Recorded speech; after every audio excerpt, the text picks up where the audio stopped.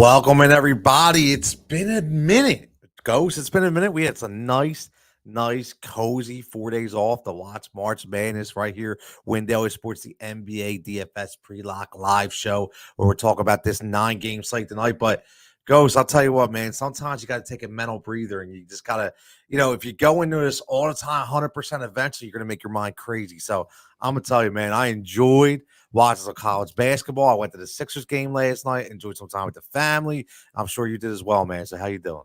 I'm not bad, bro. I hope you had a nice weekend, and we got a much deserved rest there. I was pretty fried, and it was perfect timing, which March Madness to just sit on the couch and a lot of units being deployed and a lot of units returning back home. So it was a good first 2 rounds of March Madness, and we'll pick it back up right where we left off soon enough. But got a great slate in the meantime here tonight. I know a lot of people have said, what are we going to do without March Madness? There's a lot of good action in the NBA tonight.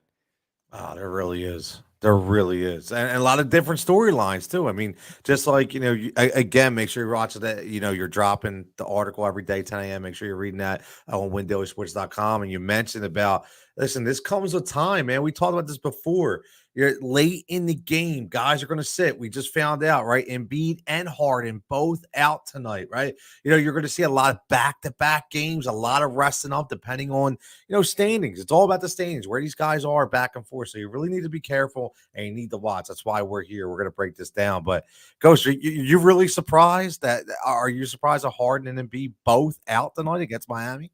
I'm surprised at both. And when I wrote up that game today, I said, look, no matter what, we're going to want a piece of it, because if both play on the back-to-back, which is what I said is most likely the least likely of the 3 scenarios, is that, hey, it's going to be a pure playoff atmosphere style game with Jimmy Butler, likely on track to return this game. Now we'll see what happens with both of the guys ruled out. But when they announced Embiid out, I said, okay, that was scenario number 1, which is what I wrote up. And I had a feeling that it was going to be Embiid of the 2 between him and Harden to sit out.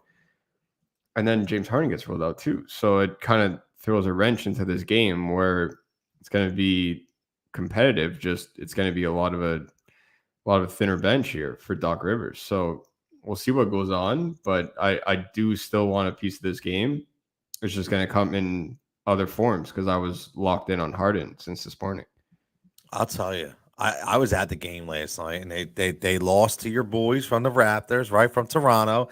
But I'll tell you, man, something seems off on the team sometimes. After those first 5 games where everybody, me included, very excited to what I seen, and then it just all of a sudden looks like it's very stagnant. It's almost like guys aren't sure what to do, like what their role was, where they were just free flowing. And, and now, I mean, even like, I know we killed Tobias Harris, especially in Philadelphia, and rightfully so. I watched him again last night, but he just looks so, like, he looks like the scared little kid afraid to raise his hand in the classroom. Like, I don't understand what he's doing out there on the court. Like, is he afraid he's going to take a shot that Joe doesn't want him to take, or Harden doesn't want him to take? I'm not sure what it is, but this team has to change. And I know you're not a Philadelphia guy, but it's a big storyline right now because DeAndre Jordan stinks, like legitimately stinks. He can't play. And we got a problem here in Philadelphia, man. Let me ask you this before we get into the projections real fast, because I'd like to get an outside perspective. So in 2001, where the Philadelphia 76ers went to the finals against the Lakers, it was all obviously around AI. And they had a guy in Eric Snow who was a role player who reminds me of Matisse Thybulle, a guy that can't really shoot, but man, he's gritty. He's a defender, right? And you had all these role players, and AI had to go 40 plus minutes and give you 35 to 40 every night to even have a chance. I feel like this is the same thing, Ghost, that if, it's Harden and Embiid and everybody else, and if those guys don't play, Ghost, I'm concerned. I really am.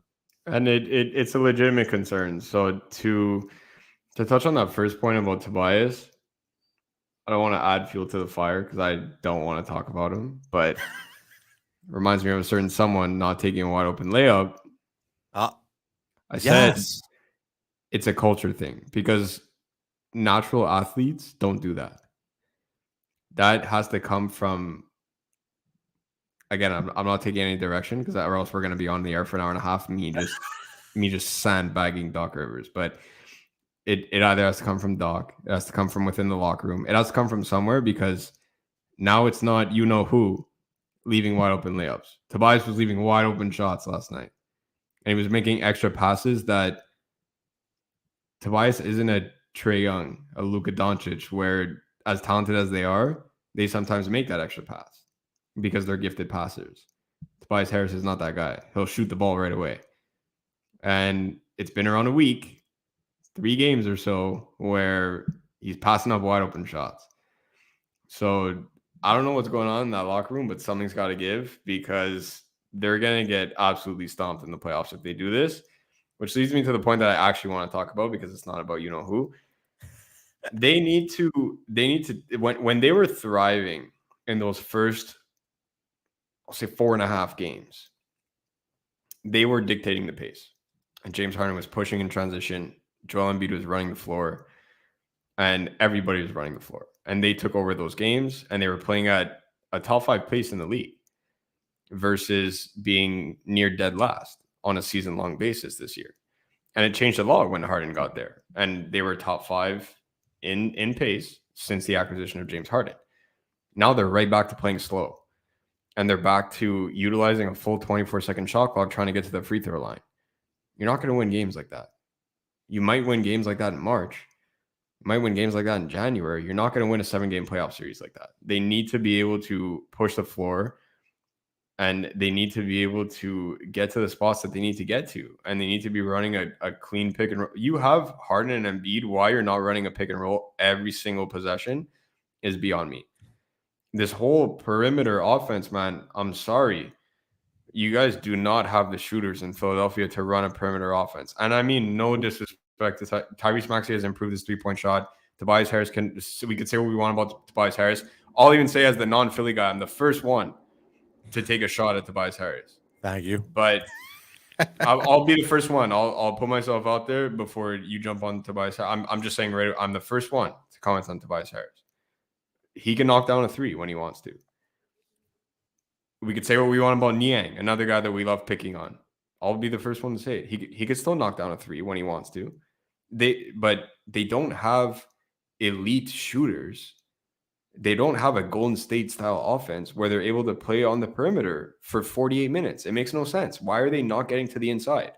James Harden is one of the best dribble and drive players of the last decade.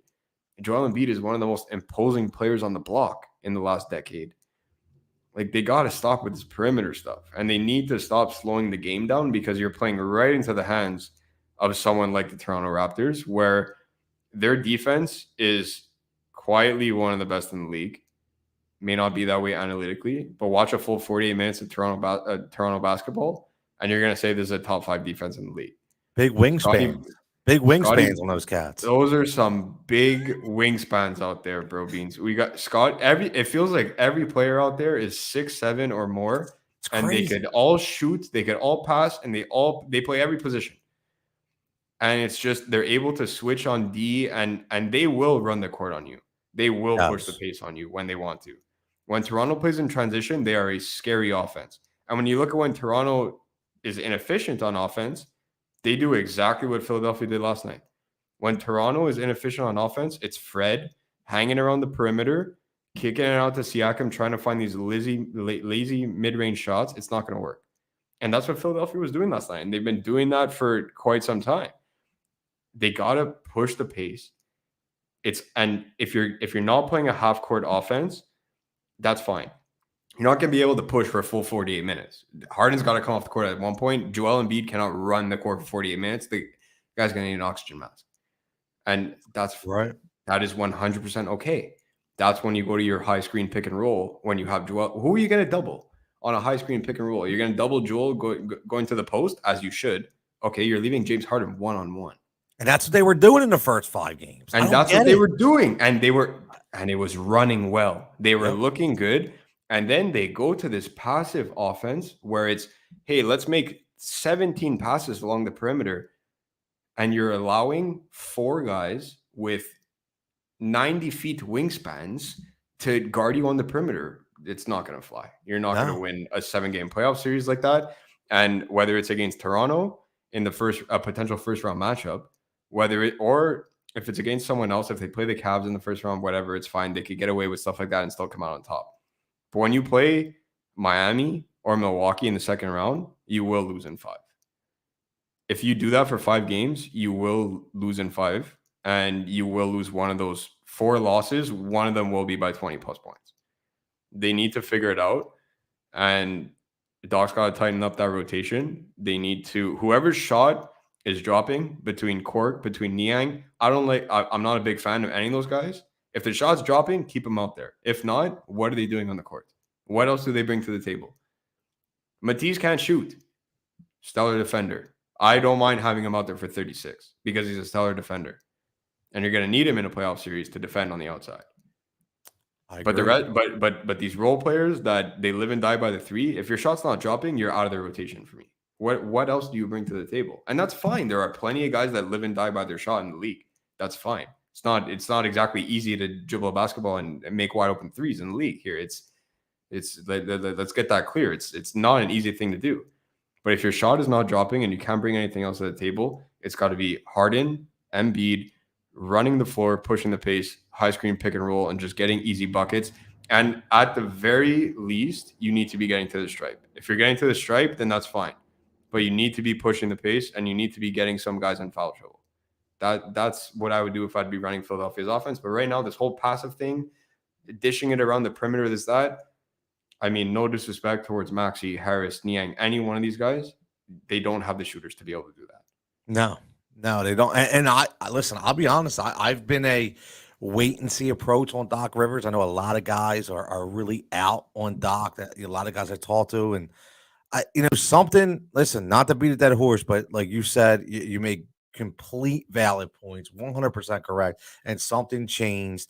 And now maybe tonight, the night off, they go back and look. Something's got to go back. It's like, guys, just go back to the way you were playing. Have some fun. Because they don't even look like they're having fun. I was down there. They don't even look like they're having fun. They don't. They do not look like a team that's out there. And you know when they were having fun? When they were pushing the pace. Yes. And it comes back to pushing the pace because it's fun getting buckets in transition when you're running a quick 2-on-1, when you're running a 3-on-2, and you have one of the best passers in the league leading that fast break. Everybody's getting wide open buckets, and who doesn't like scoring? No matter what sport you play. How does it feel to chip in for eagle, to chip in for birdie? How does it feel to score a goal in hockey? How does it feel to score a goal in soccer? Like, everybody likes easy points. And when you do that, you have to do it on the fast break. That's what they need to be doing. And right now, this whole thing where they're grabbing the rebound and they're taking 6 seconds to get to the half court line, it was very frustrating to watch. It was, this is coming from a Raptors guy. Obviously, I'm loving it because the Raptors are getting a big win to hold on to the 7 seed, and I'm all for that. But just as a basketball fan in general, that was really tough to watch last night, and I really hope for their sake that they turn it around ASAP. Yeah, well, we're gonna find out. Tonight will be an interesting game. We'll talk about that a little bit. We're gonna get into some cores now, and speaking of pace, we'll pick it up here, try to make some money. But tonight's gonna be interesting. I'm very curious to see how this game plays out. It's almost like they're just packing it in. We'll see. When you have 2 guys go out like that, listen, we're gonna find out. We're gonna see. But Ghost, we'll go right to your core first. You got Dunn, Maxey, VanVleet, Valanciunas. I'm liking this, man. 2 guards right off the front. Well, actually, 3 guards right in the front. I like it. Yeah, so it's huge that VanVleet is shooting guard eligible on the slate for me. Obviously, I was, as you guys know, you could tell by the article that I released this morning. I was all in on James Harden.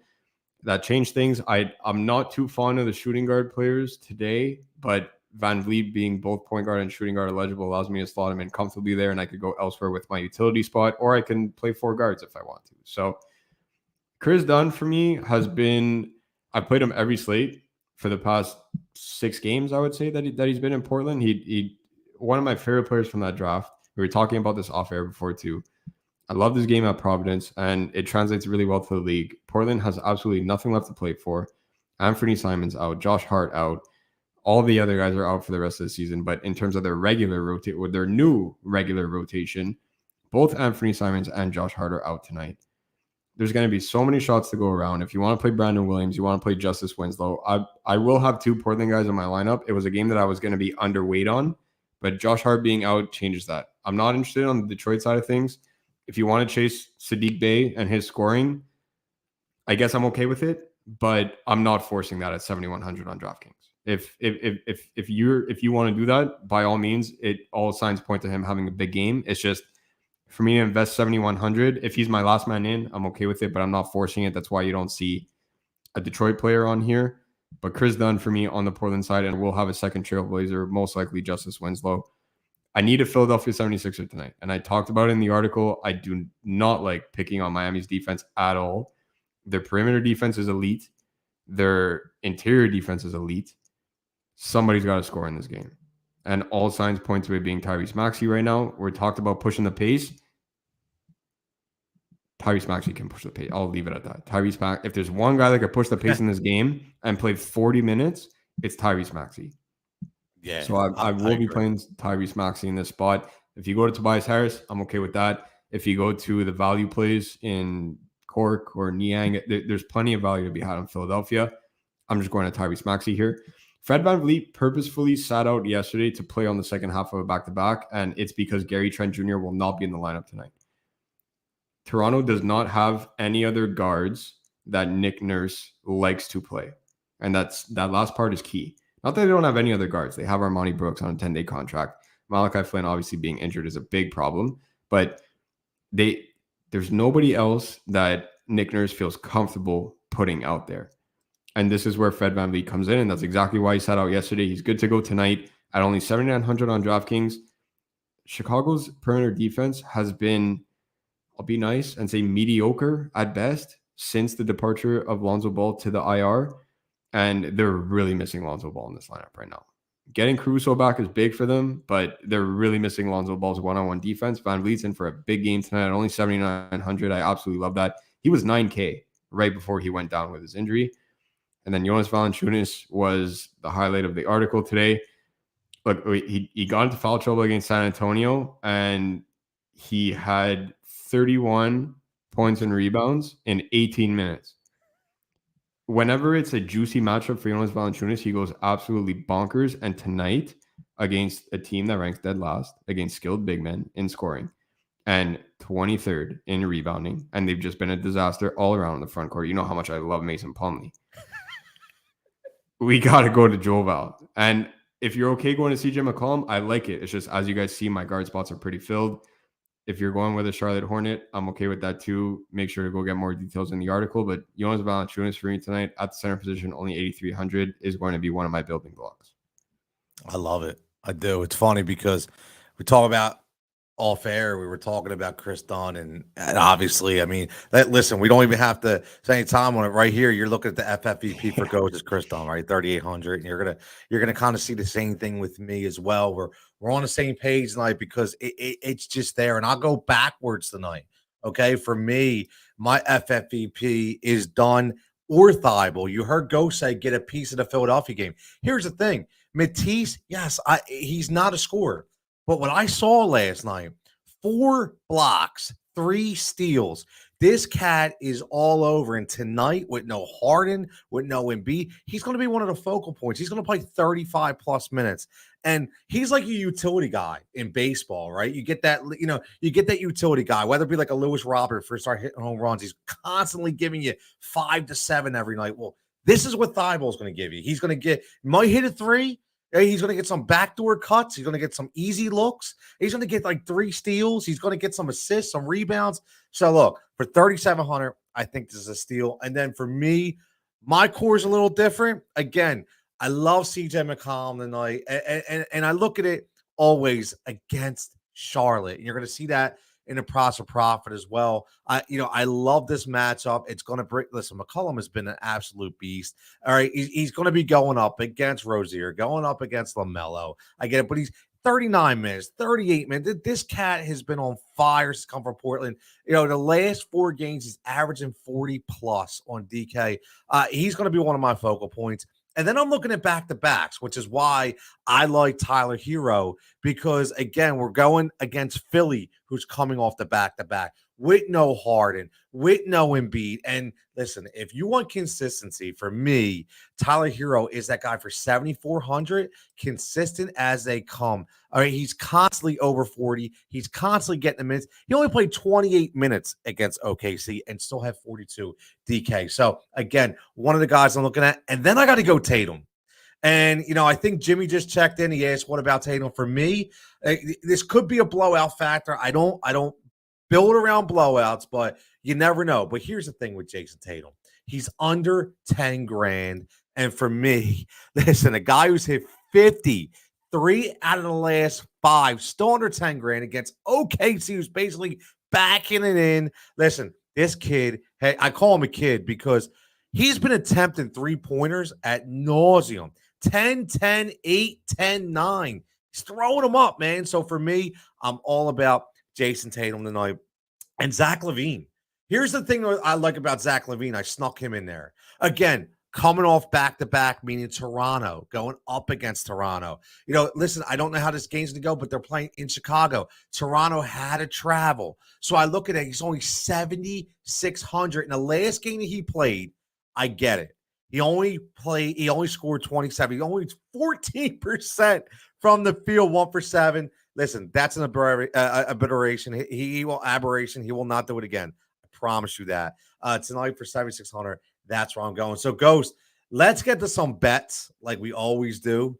We try to make that profit center, props for profit. Remember, hashtag props for profit, but you're going right with the core. I'm going with Joe Val right there, man. Look at that. You talk 32. There you go, 31.5. 31.5. It's plus money. That's what it is. It's plus money. I'm jumping all over it. The only thing that people that stop people from betting this very often is his points. You don't have to worry about that tonight against Charlotte. So the rebounds are going to be aplenty. Points are going to be there. McCollum's going to be dishing, and he's been dishing the rock really well since taking over as a primary ball handler there since his arrival in New Orleans. I like 31.5 for Joe Val here against Mason Plumlee. That's a good number. And then this one, might as well give away money right here, man. This one is just okay. So I'll just obviously the show's not sponsored by any sportsbook, anything like that, but this is only on FanDuel. Every other book that you'll find it'll be between -115 and -125. FanDuel just, I don't know, they haven't changed this yet. I don't know what's going on. If you're betting this, if you're tailing, jump on it right now because it's likely going to change. Every other book's -115 to -125. Plus 105, Justice Winslow over 6.5 rebounds. Look, they barely have any bodies out there, and he has the second highest rebounding rate behind Drew Eubanks, who cannot play the entire game. So over 6.5 for Justice Winslow in a game that are going to be shots galore. And it's not like Detroit is waltzing in here with a Golden State offense. They are, don't get me wrong, they're likely going to beat the Trailblazers tonight, but they're not going to come in and hit every single shot. There's going to be plenty of rebounds to go along in this game, and a couple of offensive ones too, considering the condition of Portland's offense as well. So Justice Winslow over 6.5 rebounds at plus money for me is just way too good value to pass up. And then breaking news with Damian Lillard will definitely not come back this season. So he's rehab. He will not be back. They need to finish bottom 8 to not lose their pick to, I want to say New Orleans, and they lose their pick to somebody if it's 9 or it's top 8 protected. So that was you knew that was coming. Yeah, you knew that was coming because or else this whole rebuild is not really working out if they lose their pick. So they're gonna have a big offseason though. I was talking to Brian about it. I know he's a Trailblazer fan and everything. So they're gonna have a big offseason, and my crazy prediction, I guess I could say crazy. My big signing for them was that they're gonna sign DeAndre Ayton. Ooh. I think that's going to be their big acquisition, is that they're going to sign DeAndre Ayton. Phoenix has already let it known that they're not giving him a max, and somebody will give DeAndre Ayton a max, as he deserves a max. He deserves a max, and I think Portland goes and gets DeAndre Ayton, and they flip Nurkic in the offseason, and DeAndre Ayton with Dame, and then when you flip Nurkic, that leaves you room for another max player. You know what? After Nurkic flipped that dude's phone the other night, he deserves to get flipped. Yeah. It's just come on, man. That Like, was what's nuts. the But point, bro? Like, really, you're a giant. Like, what? Like, I don't care I what don't dude's get saying to that. you. Like, come I on. don't get that. And Like, on top of that, he's a kid. Like even if he said right. something stupid to you, like it's a kid, bro. Like you're an adult. Like just laugh and walk away. Like what are you gonna say? Ridiculous. Like, but anyways, Ridiculous. I think they signed Aiden. They I like flipped that. Nurkic in the offseason, and they do have Anthony Simons as a restricted free agent. He's gonna get paid, but he's restricted. So they could still pay him and go over the cap into luxury tax for a second max contract alongside Dame and DeAndre Aiden. Anthony Simons off the bench. Be a nice swat. I like the Could shaping be up, big. man. They just got to offload that Nurkic contract. Aiden gets done, and then yeah, I think they sign another max player. I think it gets done, and I think Portland finishes very well next season.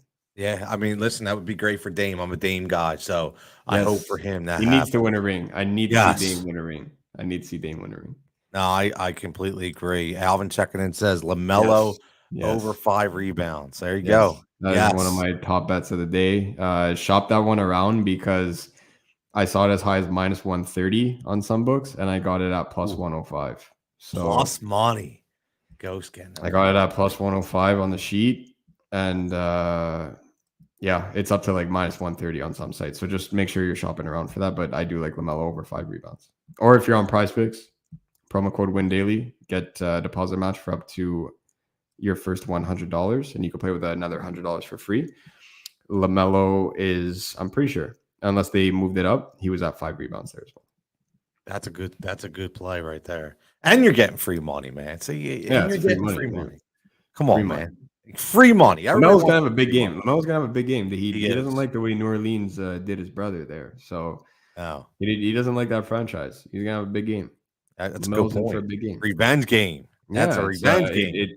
it's a family thing. When you Yes. mess with the Ball brothers, it's a family thing. So Yes. It's like Mary J said. It's a family Lamelo's affair, in man. Lamelo's in for a big game tonight. I agree, and again, and this is why, right? I say now I'll lead up to the DK special in a minute, but I want to piggyback right off of Ghost, my props right here, and always sticking with your guy in your core or your FFVP. Listen, Matisse Thybulle. I know we talked about not being a point scorer, but he's scrappy. He's been last 3 games over this number. And the last 3, I was down there last night. I have season tickets. I was down there, and I've watched him in pregame. He is really trying to work on his shot. He had 2 threes last night, and they weren't clankers. They actually went in, they hit cotton. So he's starting to get it. And he moves around, and he played 34 minutes last night. Just like Go said, Matisse is, obviously for the stretch run and in the playoffs, he's going to play 30-plus minutes. He's going to be on the floor a lot because of his defensive ability. So that's going to give him more opportunities. And when we're talking about points, he's going to get garbage points, and he's the flyer. So you're going to have tonight, you're going to have Matisse, and you're going to have Maxey flying off in transition. So keep an eye on that, and that's plus money. I really like that. Here's an interesting one. I know we always talk plus money. This is minus 115. So you can you juice this up to double digits if you want, okay? But when you're going against the Lakers and you're going against that team, no matter what, whether they lose by big or they got a 50-point performance by LeBron, these are 2 teams that are going to shoot the ball a lot tonight. And I always go by minutes, right? So when I do my props with certain guys, I go by minutes. And I'm looking at Okoro, who I really like as a player. I love the Cleveland team. They're a really good young team, especially with Garland. They're amazing. But you're talking about a guy who's playing 35-plus minutes over the last 5 consistently. He has been over this number 3 out of 5, but he's getting the minutes. So when he gets the minutes, especially not against the Lakers, I think this is a pretty good number. I think this is a double-digit night. I could see him getting 12 to 15 points tonight. And, if you can get that 10-plus, maybe 12-plus, the alternative route, always shop those alternative markets because they can make you some money as well. And then we're going to go big time. I always like to go big time. And I'm still holding that 50%. Still holding that 50%. Going to the Charlotte game. And I'm going to go Rozier and LaMelo at 5+. They both hit this number. So, again, you heard Ghost talk about it. It's kind of the revenge game, right? It's a revenge game for LaMelo. It's a family affair. So, when you look at LaMelo, He's been 5+ since March 9th. No, actually 5+ since March 5th. He's been over this number. So the only sweat is going to be Scary Terry. Okay, the only sweat is going to be Scary Terry. So if you look at it, man, listen, Scary Terry can go off against New Orleans 7-13. He's going to give you the opportunity. So again, tonight, a lot of shots up. Again, they call this a crapshoot, a DK special for a reason. Plus 1,400. If everybody was hitting on that all the time, it wouldn't be plus 1,400. So again, sprinkle a little bit on there, but make sure you get those single bets in. Like Adam talks about it, Ghost talks about it, I talk about it. Listen, parlays are great, combos are great, but they don't hit a lot. Very small percentage, but back them up with those single bets, and you'll be able to make more money and come out. So we got a couple more before we get out of here. Jimmy wants to anyone from the Nets interest you all tonight? Listen, how do we not like Durant? I mean, I'm always on Durant.